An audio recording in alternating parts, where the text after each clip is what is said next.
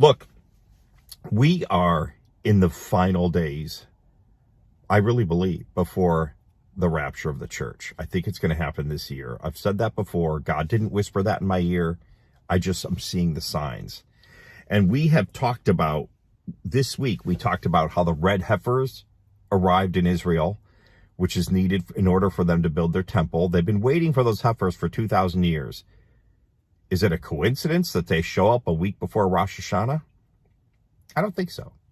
They're also building a railroad, a high-speed railroad that will take people from Israel's airport straight to the temple, which they say will be ready in April. The railroad. Does that mean the temple's going to be ready in April? These are all things in Bible prophecy showing us that we're right near the end. And I wanted to skim some of stuff that's going on right now and see if we're having as interesting a September as I predicted like a week before September started. September's a big month, and we are in a very, very high watch time right now. I will never give you a day or an hour of the rapture of the church. Never, never.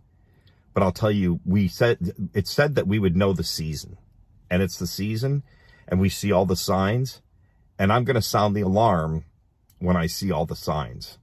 Okay, we're in a very, very high watch. If you're rejecting Christ, we'll talk about this a little later. This is not the time to do it. It is not the time. Let's look at what's going on a little bit this month in the world, okay? The world is in great peril, the United Nations chief warns global leaders. Yep, he delivered his State of the World speech at Tuesday's opening of the annual high-level global gathering, and he says the world is in great peril. That's brilliant, brilliant. Listen to this one. Amazon, Bill Gates, and China are buying up land all over the United States in a run-up to the Great Reset agenda. Yeah, we knew Bill Gates was buying it, and we knew China was buying it. I didn't realize that Amazon's buying it too, but they are. And it's really wild. What are their plans? To own all the land? I wonder, do you think they're good plans? Do you think their plans are to help us or to harm us? I don't think we'll be here to find out if you belong to Jesus. Look at this. Putin announces partial mobilization in Ukraine war escalation, says West wants to destroy Russia. A lot of Putin news this morning. There's a lot. We'll get to more in a bit. Israel increases security in Jerusalem ahead of the high holy days.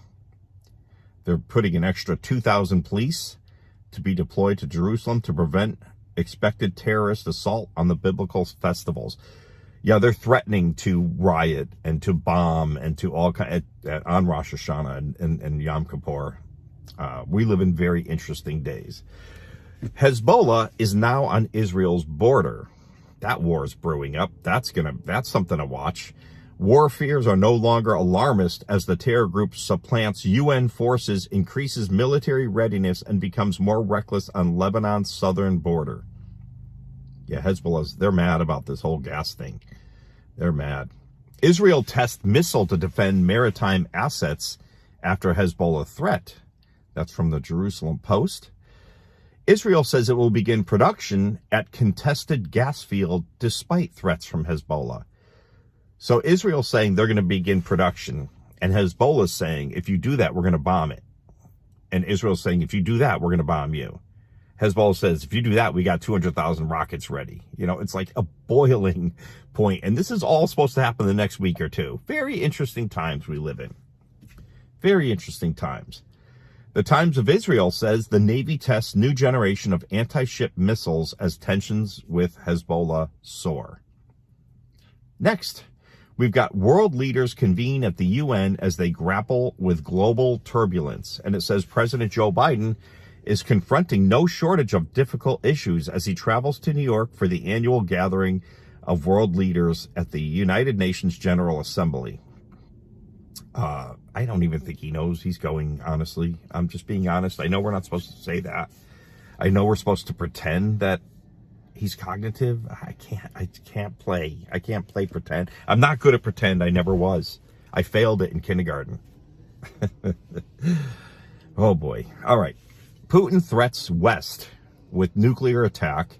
He mobilizes 300,000 reserves and flights scrambled to get out of Russia. I guess he said, if you're 18 to 50 or something, maybe don't leave the country. And they're all worried he's going to start a draft and they're trying to leave the country fast. The stock market in Moscow, this is the next one. Stock market in Moscow is crashing. So far, it's lost 8% of its value. That's a lot for a day. The prices of flights out of Russia have tripled since Putin's speech. The Russian men want to flee. Yep. They don't want to fight for that, I guess.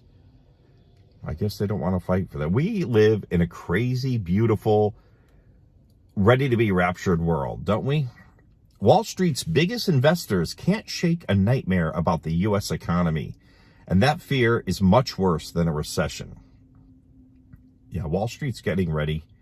They know it's going to happen. We're at the end of a Shemitah year, and we live in very interesting times. Let me just say that. This is from The Sun. So I don't know if this is true. I'm just reading the headline. Docs rushed to Putin after suffering coughing fit and chest pains before his speech he just did last night. I think it was last night, or it was our time last night. Vladimir Putin's doctors were scrambled to his side after the Russian president suffered coughing fits and chest pains just before his speech, said Kremlin sources. It's incredible. This is a great comment I got. I'm going right to the comments because this, I don't know if she made this up or if she read this somewhere, but Texas Sweet Pea said, and I love this, the rapture is the key that unlocks the tribulation. I really like that a lot. But I read these news headlines and I feel like we are right on the cusp where the Jewish holidays are this weekend. The first one's Rosh Hashanah. There's so many things in the air right now. And you know what's the funniest thing is? Here's the funniest. All those headlines I just read you, all right, today is it's the National Day of International Peace, I think they call it. Hold on, I got it written down here. International Day of Peace is today.